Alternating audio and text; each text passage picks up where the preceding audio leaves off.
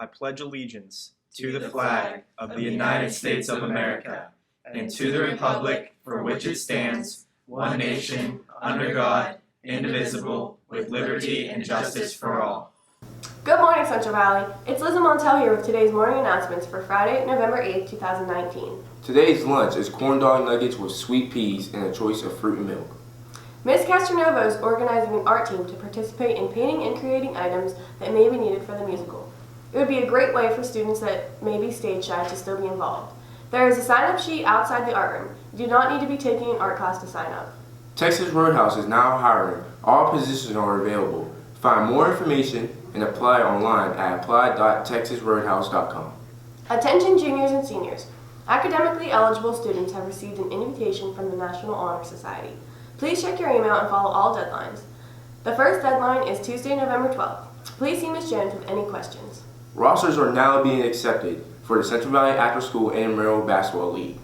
Any Central Valley student in grades 9 through 12 who are not participating in varsity, JV, or 9th grade basketball are welcome to create or join a team for this year's intramural basketball season. The rules, regulations, and rosters are available on the calendar in the high school office. If you plan on playing during this year's intramural season, you must either create a team or be certain that you're on the team's roster. If you want your team in this year's league, your roster must be turned into Mr. Emler, North A 107 by Wednesday, November 13th. There will be a second student bus to the game tonight at North Allegheny. If you are interested in riding the bus, please make your payment to Mr. V or Mr. Sakana by the end of the day. That's all we have for your announcements today, CV. Have a great day. Now here is Katie and Mike with your sports.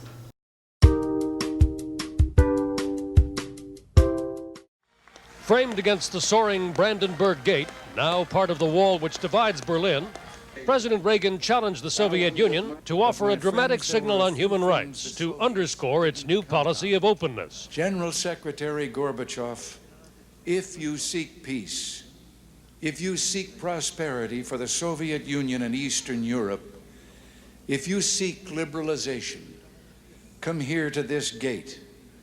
Mr. Gorbachev, open this gate.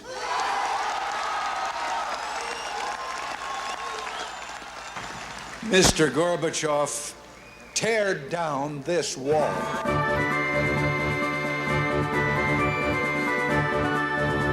Good morning, Central Valley. This is Cody and Brent here discussing the upcoming 30th anniversary of the fall of the Berlin Wall. Ever since the end of World War II, Berlin had remained a satellite state under the control of the German Democratic Republic. However, the citizens of Berlin were not alone in their fight for their liberation. When the Soviet Union attempted to drive the United States out of the city in 1949, they began supplying citizens with 2.3 million tons of food by air through the project known as the Berlin Airlift. For over a year, America provided billions of dollars worth of goods to the captive city. One Soviet leader, Nikita Khrushchev, ordered the construction of the Berlin Wall on August 13, 1961. It stood for almost 30 years, dividing the eastern and western sectors of the German city of Berlin. While Germany was already going to be divided into 4 sections, the German leaders wanted a stronger border between East and Western Germany. The barbed wall was built practically overnight on August 13th, dividing families and neighbors. Over time, this wall would develop into a concrete barrier isolating West Berlin from the rest of Germany. Though many are unaware, the Berlin Wall was not only one wall, but 2 walls with an armed explosive midsection known as the Death Strip. This means going anywhere near this wall meant instant death by armed forces or explosives. Over its 28-year standing, between 80 to 100 people died trying to cross this wall. In the late 80s, political arguing and protests put pressure on the removal of the Berlin Wall on June 12, 1987. Reagan gave his famous Tear Down This Wall speech to Mikhail Gorbachev about America's stance on the wall. On November 9, 1989, the spokesman for East Germany, Günter Schabowski, announced that travel between East and West Germany will now be possible. Wusste nicht, was vorlas. Private travel outside the country can now be applied for without prerequisites, conditions, or family relationships. Permits will be issued on short notice. As I understand it, it goes into effect immediately, without delay.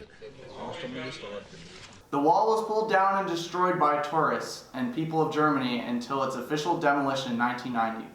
Although some issues and regulations were still around after the fall of the wall, this grand event marked steps towards the reunification of the people of Germany. Until next time, Central Valley, this is Brent and Cody signing off.